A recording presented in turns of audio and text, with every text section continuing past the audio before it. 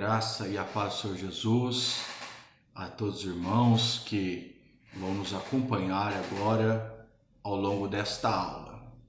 Nós estamos na aula número 4 do curso de Teologia no módulo Teologia Pastoral. O título desta aula é O Ministro e Sua Vida de Oração, e uma segunda parte que diz e a esposa do ministro.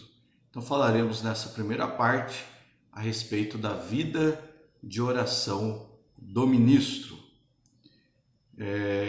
Logo, os irmãos que já são alunos, e têm em suas mãos os slides, tem também em suas mãos o nosso livro, Se algum irmão deseja também receber o material e fazer parte, junto com outros irmãos que já são alunos, poderá entrar em contato conosco, e fazer o curso tanto presencial como o curso à distância. Então, os irmãos que já são alunos têm em suas mãos aí os slides, e nos slides nós iniciamos com um texto que diz: há obreiros que gostam de pregar, mas têm dificuldades no estudo e na oração. Veja que o exercício da pregação ele é resultado de uma vida de oração.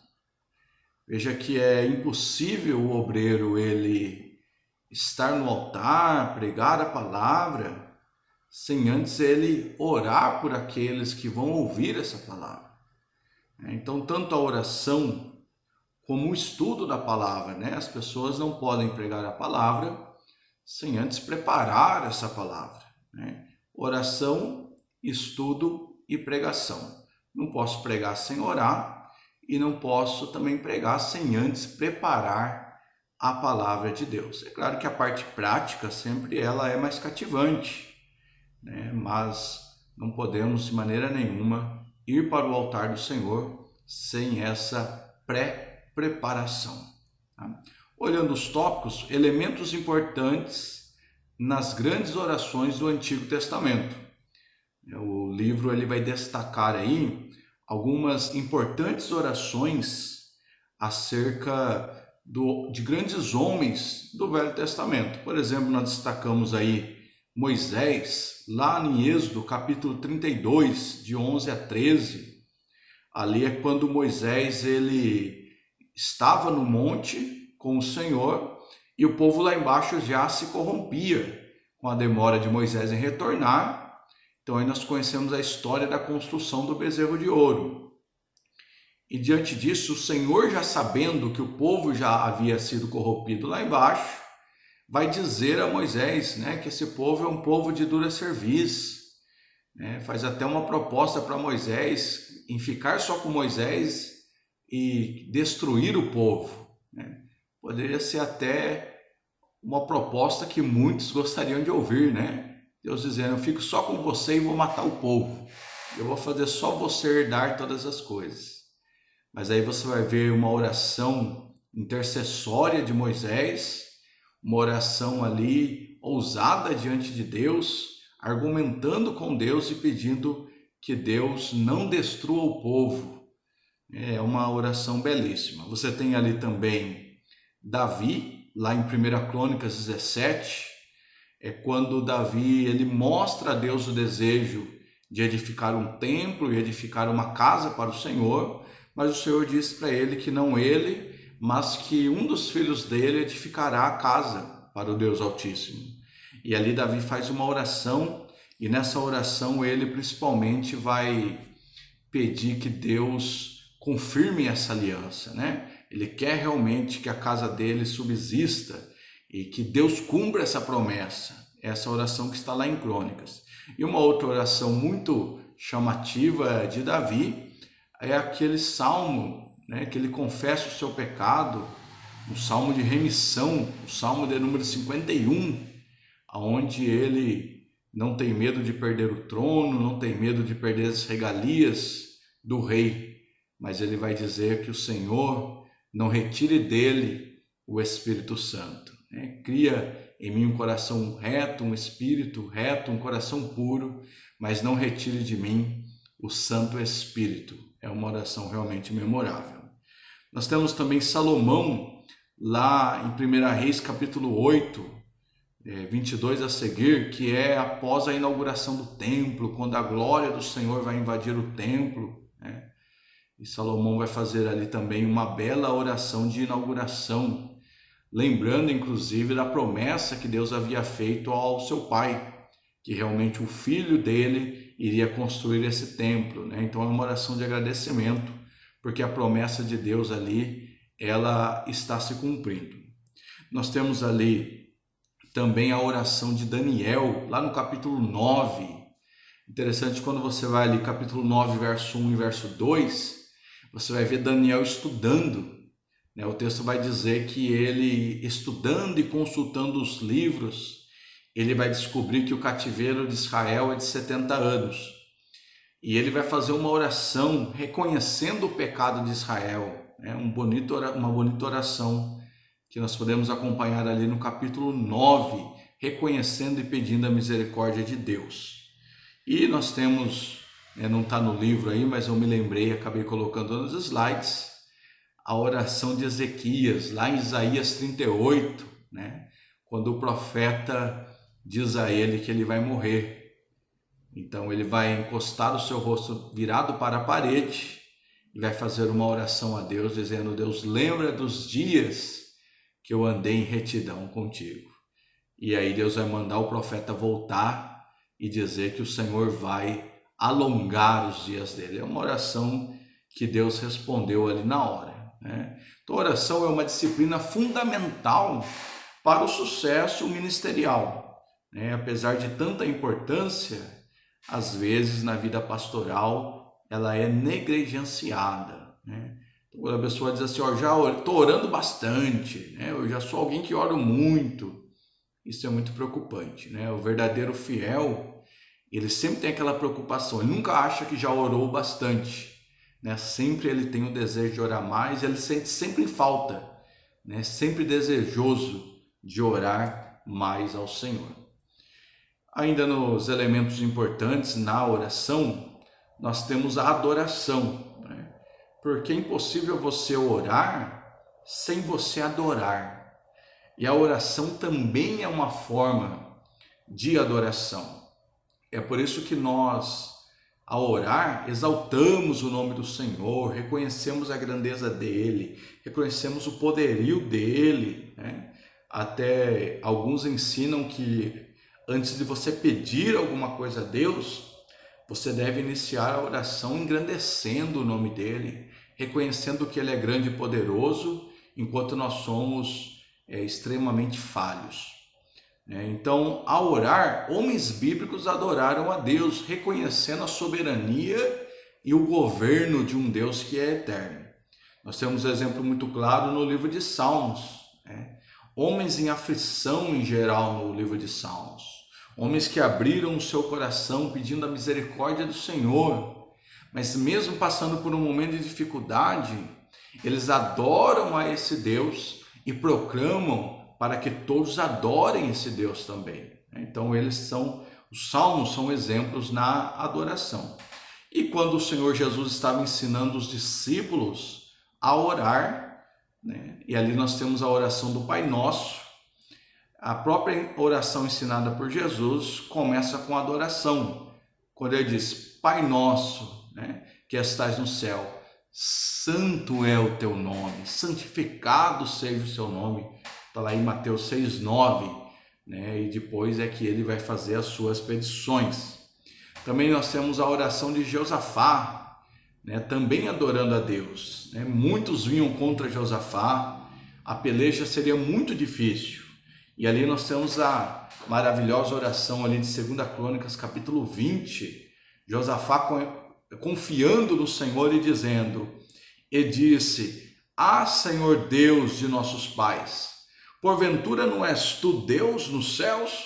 Não és tu que dominas sobre todos os reinos das nações? Na tua mão há força, há potência, e não há quem possa resistir, né? Então a oração mesmo desesperada de Josafá, pedindo do refúgio, ele não deixou de adorar ao Deus de Israel. Também, ainda falando dos elementos importantes nas orações, nós temos o apelo em oração às promessas de Deus. A Bíblia vai dar muitos exemplos de homens de Deus que, ao orar, usaram um argumento fortíssimo, pedindo que Deus se lembre das suas promessas. É claro que Deus não se esquece das suas promessas, né? Mas eles trazem à tona uma promessa de Deus, pedindo que aquele momento seja o momento de Deus cumprir as promessas. Lembrar, nós vimos até em uma outra aula, que no momento de dificuldade do ministro, lembrar das promessas de Deus traz um grande alívio e renova a nossa fé. Da mesma forma agiram alguns homens no passado. Você vai ver Salomão, lá em 1 Reis 8:25, dizendo: agora, Senhor, Deus de Israel, cumpre a outra promessa que fizeste ao seu servo Davi, meu pai, quando disseste: você nunca deixará de ter diante de mim um descendente que se assente no trono de Israel. Então Salomão orando e trazendo a promessa de Deus, de como nós vimos há pouco, da casa de Davi reinando sobre Israel. Nós falamos há pouco de Josafá. Josafá também lá em 2 Crônicas capítulo 20 vai dizer: porventura, ó nosso Deus, não lançaste fora os moradores desta terra, de diante do teu povo Israel, e não adeste para sempre a descendência de Abraão, teu amigo? Se algum mal nos sobrevier, espada, juízo, peste ou fome, nós nos apresentaremos diante desta casa e diante de ti, pois teu nome está nessa casa, e clamaremos a ti na nossa angústia, e tu nos ouvirá e livrará. Veja que Josafá ele vai em Abraão, lembra da promessa de Abraão, e que aquela terra que eles estão ali é resultado da promessa de Abraão, argumentando com Deus a respeito das promessas. É correto, nós orarmos seguindo esse modelo bíblico, pedindo que Deus, se lembre das promessas feitas a nós e que ele seja o tempo de cumpri-las. Ainda falando a respeito dos elementos importantes das orações, apelando para o caráter misericordioso de Deus. Homens, quando oraram, pediram a misericórdia de Deus. Você tem Daniel, também no exemplo de Daniel capítulo 9, principalmente lá no versículo 18, quando Daniel conclui a oração, ele está dizendo assim: inclina os teus ouvidos, ó Deus, e ouve, abre os teus olhos e vê a desolação da cidade que leva o teu nome. Não te fazemos pedido de sermos justos, mas por causa da tua grande misericórdia. Ele está pedindo por Israel, a misericórdia de Deus por Israel. Israel não tem obras, não tem como se justificar naquele momento. E por isso ele vai dizer: Deus, lembra da tua misericórdia, não somos nós, mas é a tua misericórdia, Senhor, é pela sua misericórdia. Nós temos também Davi, 1 Crônicas 21:13, sabendo das misericórdias do Senhor, preferia cair na mão do Senhor do que na mão dos homens. Por isso ele vai dizer: é grande a minha angústia, prefiro cair nas mãos do Senhor, pois é grande a sua misericórdia, e não na mão dos homens. Então, homens que conheciam a Deus, sabiam da sua grande misericórdia, e no momento de aflição, de pedir alguma coisa a Deus, pediram pela misericórdia do Senhor. Da mesma forma devemos nós pedir a misericórdia de Deus para que Ele venha atender a nossa petição, nos atender na hora do sofrimento. E nessa questão é importante ressaltar que tudo que nós temos, irmãos, tudo que nós alcançamos, não é fruto do nosso merecimento. De repente você vai encontrar alguém que comprou um carro, e quando você vai lá ver o carro da pessoa, ou qualquer coisa material, ele vai dizer: olha, eu trabalhei muito, eu guardei dinheiro, eu fiz hora extra, olha, isso aqui é mérito do meu trabalho. antes de tudo isso, tenha misericórdia de Deus. Tudo que nós conquistamos e alcançamos é misericórdia de Deus. Ninguém é bom o suficiente. Ninguém faz o suficiente. Na verdade, nós não merecemos tudo aquilo que Deus nos dá de bom. Isso é fruto da misericórdia de Deus que tem nos alcançado. Se você prega, é misericórdia, irmão. Se você ensina, é a misericórdia. Se você pastoreia, é a misericórdia de Deus. Não é de nós mesmos. Ainda falando dos elementos importantes nas orações, a intercessão e confissão de pecados. 2 elementos importantes aí também. O ministro, ele deve ser alguém que intercede pelo povo. Na vida de oração, o ministro não pede apenas para si, não pede apenas para o seu povo ou a sua casa. Ele precisa ser um intercessor, inclusive orando pelas autoridades constituídas, orando por Israel, pedindo que Deus perdoe o pecado do povo. Se você lembrar de Abraão, no capítulo 18, ele está ali em uma oração com Deus, que na verdade ele está intercedendo por Ló, que está em Sodoma, porque Deus diz a Abraão que vai destruir a terra. E ele, sabendo que o seu sobrinho estava lá, começa a orar. Você lembra dessa passagem? Dizendo: Deus, o Senhor não vai destruir o justo com o ímpio? Se porventura tiver lá 50 que são justos, o Senhor não destrói a terra? Ele estava intercedendo por aquela terra, intercedendo pelo seu sobrinho. E Deus diz: não, se tiver 50 eu não vou destruir. E ele vai com aquela graça, com aquela intimidade com Deus. Mas e se não tiver 50, tiver 40, tiver 30, tiver 20, Mas na verdade não tinha 20, não tinha 10. Mas a intercessão dele criou meios para que Deus enviasse anjos até onde estava Ló e ali retirasse Ló, e a sua família daquela situação. Uma oração de intercessão, uma oração de quem se importa. Eu sempre me preocupo em de fato orar por quem nos pede oração. Não podemos dizer que nós vamos orar e depois esquecer de orar pelas pessoas. E às vezes, no medo de ter esquecido de alguém, eu peço a Deus: Deus, atenta àquele que até pediu oração e não está vindo na minha mente nesse momento. Quando falamos, prometemos que vamos orar por uma causa, devemos de fato apresentar a causa das outras pessoas diante de Deus. Moisés, também ainda naquele contexto, do deserto, Êxodo 32, 31 e 32, ele intercede pelo povo após o evento do bezerro de ouro. Deus já havia alertado ele que o povo havia se corrompido. Deus já queria destruir o povo. E aí Moisés vai descer, vai quebrar as tábuas da lei, e mesmo assim ele vai orar para que Deus perdoe um pecado tão terrível do povo. Ele vai dizer: assim tornou-se Moisés ao Senhor e disse: ora, este povo cometeu grande pecado, fazendo para si deuses de ouro.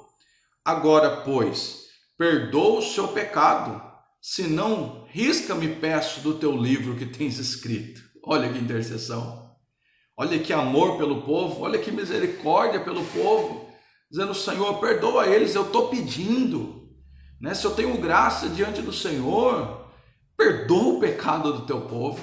Eles pecaram, é verdade, ele não acobertou o pecado, mas diz: tenha misericórdia do seu povo. Um exemplo de intercessão pelo povo e também pelo pecado do povo. Ainda nos elementos importantes nas orações, nós temos ensinamentos preciosos de Jesus a respeito da oração. Nós temos Jesus orando muito no seu ministério. Ele até disse: a minha casa será chamada casa de oração. Então o desejo de Jesus, do próprio Deus, é que a igreja ore. Já que na própria Bíblia você vai ter Jesus muito mais orando e falando a respeito da oração do que cantando, por exemplo.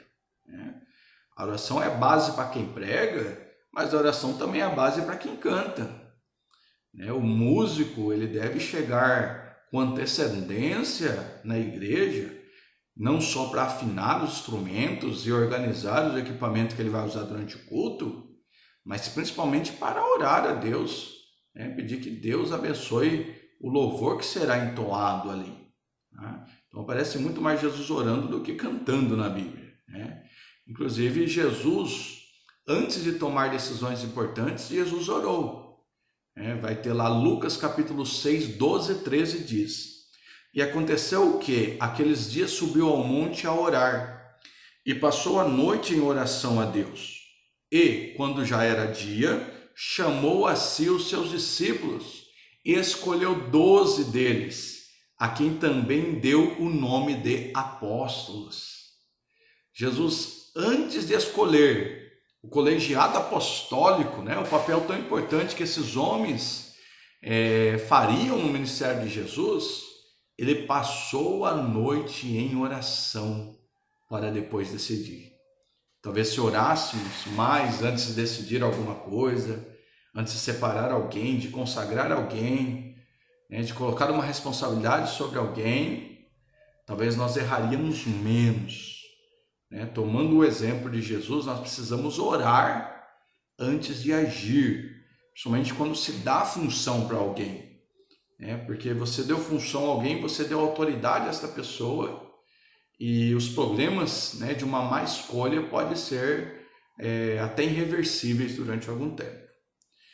Jesus, inclusive, ensinou a respeito da oração por parábolas. Você tem a parábola lá de Lucas 18, de 1 a 7, que é a parábola da viúva que insistia com o juiz. Jesus estava ensinando ali acerca da insistência na oração e da oração frequente, e que Deus é poderoso para nos atender instantaneamente, mas também Deus é aquele que diz não, ou que diz espere, ou aquele Deus que diz continue clamando.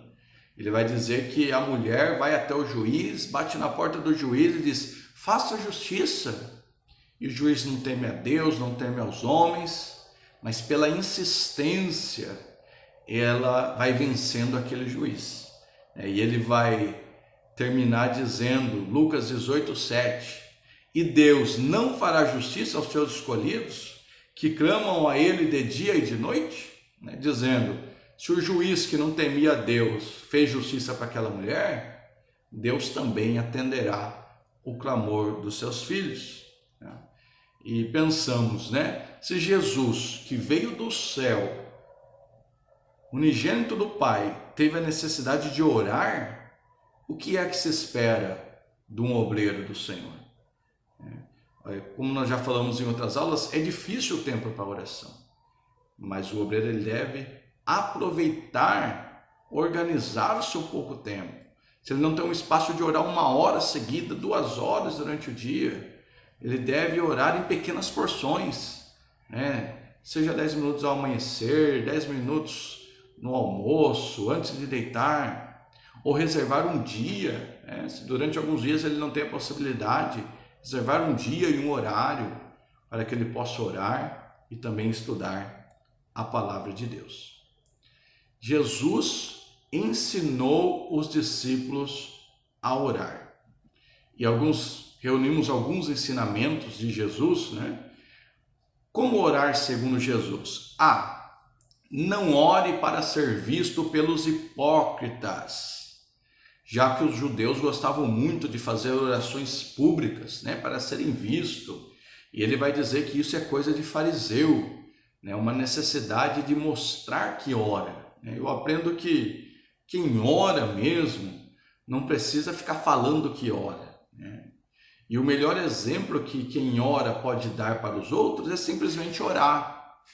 Não adianta simplesmente cobrar, ameaçar as pessoas, se tornar um legalista acerca da oração, mas orando, dando o exemplo da oração, tendo uma vida de oração que vai refletir nas suas atitudes, logo as pessoas vão se identificar que a vida daquela pessoa alcança bênçãos, é um ministério abençoado pela vida de oração. Não precisa postar, nós vivemos um tempo que as pessoas fazem live, vão para o monte, tiram foto orando, né? Ou às vezes até lendo a Bíblia. É claro, Deus é que sabe a intenção de cada um, né? Mas muitos têm a intenção de mostrar que estão orando, ou mostrar que estão lendo, estudando, né? Mas eu acredito não haver necessidade para essa prática. B. Quando orares, entra no quarto e fecha a porta. É claro que aí a gente precisa diferenciar uma oração pública de uma oração particular. Existem coisas particulares que você entra no teu quarto, fecha a porta e ora. Agora, existem orações públicas na igreja, para iniciar o culto, a oração para o pregador. Então, o crente, né, o ministro, deve saber diferenciar. Ninguém vai publicamente na igreja falar a respeito da sua vida pessoal. Eu até me lembro uma história de uma irmã que, orando, preocupada ali com o desemprego dos seus filhos, orava no microfone para toda a congregação ouvir: Senhor, abre a porta para os meus filhos. Eu acredito que o Senhor já abriu, mas eles são preguiçosos e não estão indo atrás. Veja que esse tipo de oração, né, traz constrangimento, né? Às vezes as pessoas até oram atacando outras numa oração pública, né? Então deve haver uma diferenciação da oração pública e da oração dentro do nosso quarto. Entra, fecha a porta e o seu pai em secreto vai te ouvir e vai te recompensar. Não ore usando vãs repetições. Eu tenho que orar com intelecto, com inteligência, com uma conversa com Deus. D. Contou a parábola do fariseu e publicano. Essa parábola ela é excelente para falar a respeito de como eu devorar. A Lucas 18, 10 a 14. Lá ele coloca a figura do fariseu e do publicano.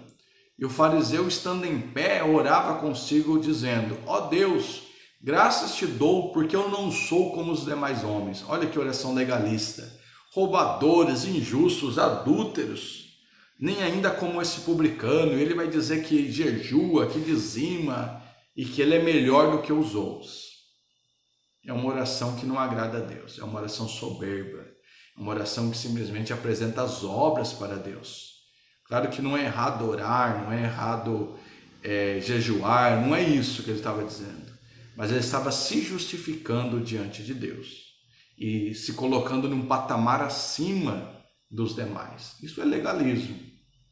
E o publicano, pelo contrário, estando de pé de longe, nem sequer olhava para o céu, mas batia no peito dizendo: ó Deus, tem misericórdia de mim, porque eu sou pecador. E aí Jesus vai perguntar qual foi o justificado. Jesus estava ensinando a respeito da oração. Jesus ensinou os discípulos a orar, continuando, e Jesus ensinou a oração do Pai Nosso, que nós já comentamos um pouco, e é uma oração modelo, né? Tornou-se uma oração universal. Tantos evangélicos, católicos aceitam essa oração. É uma ótima oração em público, né? Quando tiver várias pessoas reunidas de várias denominações, de várias religiões, é muito aceita. Jesus motivou a oração contínua, Mateus 7, 7 e 8, dizendo que pede e recebe, o que busca encontra, o que bate se abre, né? Falando a respeito da insistência da oração. Jesus ensinou a orar para ser guardado do mal, né? Então, João 17,15, não peço que os tire do mundo, mas que os livre do mal. Então, nós devemos orar. Se Jesus ensinou a orar pedindo que Deus nos livre do mal, né? A própria oração do Pai Nosso vai dizer que o Senhor nos livrar desse mal. Então, é um modelo, nós devemos incluir esse pedido, lembrando que o mal aí, né, aponta para o próprio diabo, né? Ele que arma ciladas astutas contra as nossas vidas. Nós devemos orar pedindo que Deus nos livre dessa cilada. E Ele é fiel para nos livrar. H. Os apóstolos ensinaram a igreja a orar, sendo esse um fator de crescimento da igreja primitiva. Talvez, irmãos, as igrejas não cresçam hoje, né, o mesmo ritmo de antes, porque falta oração, né? Em geral, as igrejas que oram mais têm cultos mais abençoados, Deus tem uma liberdade maior para atuar e há salvação de almas.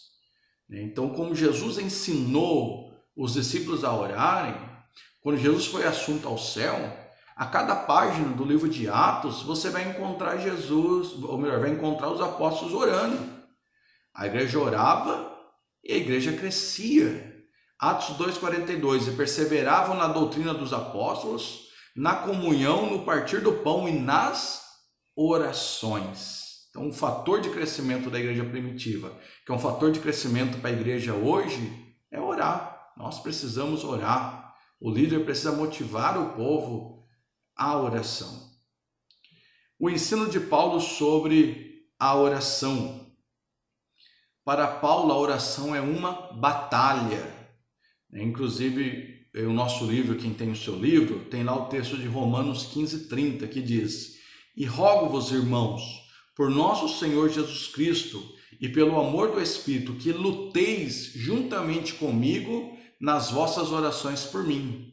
Então, Paulo está usando a palavra ali, luta, fazendo um paralelo entre oração e luta. Lembrando que ali a palavra grega para luta é sunagonizomai, e ali tem o sentido, é a mesma palavra que aparece lá em 1 Coríntios 9:26, que diz: sendo assim, não corro como quem corre sem alvo, e não luto como quem esmurra o ar. Então, Paulo ele compara a oração como uma batalha, como uma guerra, como uma luta de verdade, Na verdade, nós sabemos que há uma luta espiritual para quem deseja orar, Uma luta contra o corpo, que às vezes cansado, sonolento, quer descansar. A luta contra o espírito, o lado espiritual, que luta para que a gente não ore, não tenha ânimo, não tenha desejo de orar. Existe esta peleja, a qual Paulo muito bem colocou aqui. E ele diz, Paulo, que a oração é uma arma espiritual que tem poder contra o mal. Então, as armas da nossa milícia não são carnais, são armas espirituais. E uma das principais armas contra o mal é a oração. Então, para Paulo, havia necessidade de manter uma luta em oração. Orar é entrar em batalha. E aí não tem como nós lembrarmos lá de Gênesis 32:24, onde tem lá que Jacó lutou com o anjo do Senhor, e muitos vão interpretar essa luta como uma luta de oração, e que o anjo do Senhor seria o próprio Cristo. Ainda falando do ensino de Paulo sobre a oração, para Paulo a oração é uma fortaleza para a vida do obreiro. Tanto que por muitas vezes, Paulo vai recomendar a oração, dizendo que é para orar em todo o tempo, pedindo oração por ele, para que no momento que ele fosse pregar, Deus lhe desse a palavra. Ele vai dizer, revestir-vos da armadura de Deus. Então, juntando aquela ideia de luta, de batalha, de guerra espiritual, de armadura de Deus, tudo isso está envolvido a questão da oração também. A oração é um rio em que os sermões são banhados. A oração que o obreiro recebe inspiração do que pregar. Então, normalmente, a inspiração da pregação, do que se prega, na maioria das vezes não vai começar no livro, vai começar na oração.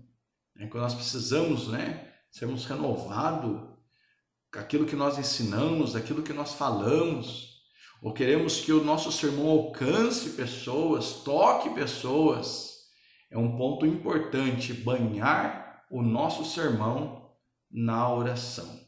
Os maiores sermões surgiram quando os joelhos estavam dobrados. E a oração também faz com que a pessoa não pregue apenas pela prática.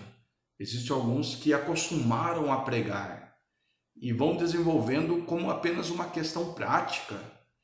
Mas, na verdade, a questão espiritual, de forma alguma, deve ser abandonada pelo obreiro. Finalizando, já partindo para o final dessa primeira parte da nossa aula, nós temos as frases de servos de Deus que oravam. Eu destaquei aqui duas delas, uma é de Gordon, A coisa mais importante que alguém pode fazer para Deus e para o homem é orar. Orar é desferir um golpe de vencedor. Muito profundo, né? O melhor presente que alguém dá para alguém é a oração. Aquilo que alguém pode melhor oferecer para Deus é a oração, já que essa oração também tem o elemento da adoração, como há pouco nós falamos. E orar é como um golpe de um vencedor, diz Gordon. John Wesley vai dizer: Deus nada fará senão em resposta à oração. Deus quer fazer, mas aquilo que Deus quer fazer pode estar condicionado à oração. Então é recomendado que os obreiros lutem contra a vontade de não querer orar. A nossa carne não quer orar, o nosso corpo não quer orar. Mas é importante que o cristão em geral, ele lute, contra esse desânimo, essa falta de desejo de orar. Hoje nós oramos quase nada ou nada, mas nós precisamos orar. A maior vitória do obreiro é dominar a sua própria vontade. É vencer o corpo, a preguiça, o cansaço, a falta de tempo para orar. Nós temos o hino da harpa cristã, o hino 296 da harpa cristã, que é um bonito hino, inspirado ali em Jesus no Getsêmani, onde Jesus estava lá no jardim. Inclusive o hino começa lá: no jardim Jesus Cristo clamava quando os ímpios o foram prender. Então Jesus, no momento da aflição, da dificuldade, ele estava orando e colocando seus discípulos para orar. E vai dizer: qual orvalho que se dá vida às flores, assim é para o crente a oração. Então o próprio hino está dizendo que a oração é a vida espiritual para os crentes. E vai dizer: Jesus teve completa vitória porque sempre viveu em oração. E a última estrofe diz: renovados em força seremos, nós teremos uma nova unção. É com Deus no jardim falaremos, se vivermos em constante oração. E o refrão vai dizer: quando a noite chegar e o mal me cercar, quero estar em constante oração. Que vivamos em constante oração. Nós encerramos aqui a primeira parte e logo convido você a acompanhar a parte 2 da aula 4, Teologia Pastoral. O Senhor vos abençoe.